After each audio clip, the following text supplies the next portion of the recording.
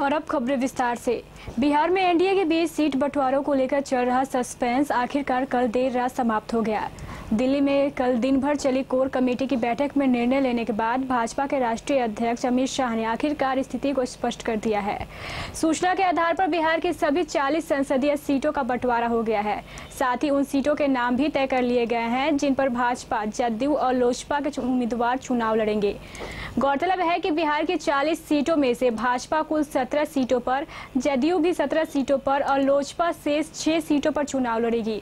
कल पार्टी द्वारा लिए गए निर्णय के अनुसार भाजपा जिन 17 सीटों पर चुनाव लड़ेगी उनमें बेतिया, मोतिहारी, शिवहर, मुजफ्फरपुर, उजियारपुर, बेगूसराय, दरभंगा, मधुबनी, अररिया, बांका, छपरा, महाराजगंज, आरा, बांका, सासाराम, पटना साहिब और पाटलिपुत्र की सीट शामिल है।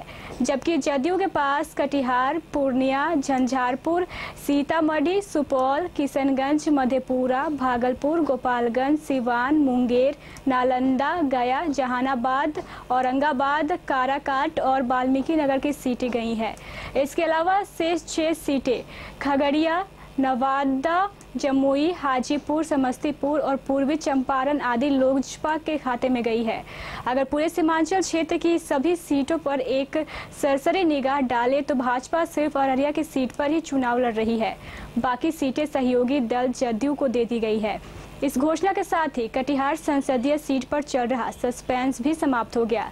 अब यह तय हो गया है कि कांग्रेस आई के उम्मीदवार और वर्तमान सांसद तारिक अनवर का सीधा मुकाबला जदयू के उम्मीदवार से होगा।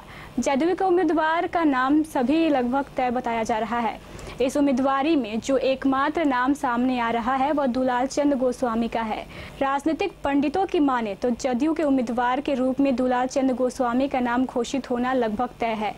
घोषणा की मात्र औपचारिकता बाकी है।